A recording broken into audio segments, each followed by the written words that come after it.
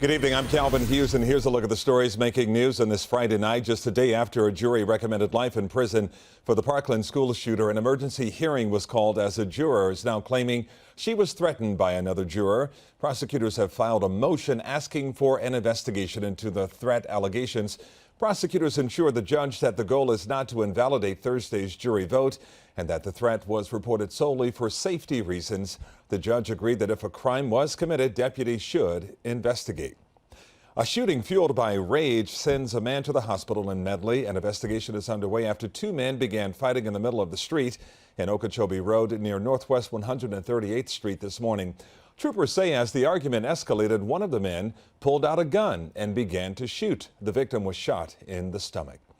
A United Airlines flight on its way to Miami today had to return to a Chicago airport. A bird strike happened shortly after takeoff from Chicago's O'Hare International Airport, and the pilot quickly declared an emergency to air traffic controllers. Witnesses on the ground took videos and said they heard one of the engines popping. A pilot on another plane also reported seeing smoke and flames coming from the Boeing 737. The aircraft was able to turn around and make a safe landing. No injuries were reported. Passengers were then booked on a different Miami-bound flight. We have an update now on the fragile health of Lolita. The 56-year-old orca, also known as Toki, is said to be getting better and stronger as she continues to recover at the Miami Seaquarium.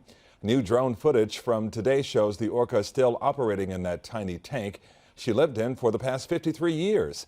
Those caring for Toki say if she continues on this path, she may be strong enough to be taken out of that tiny tank. As breaking news happens, we have you covered on air and online. You can always go to our website for more information, local10.com. Be safe out there. Have a great weekend and see you back on Monday.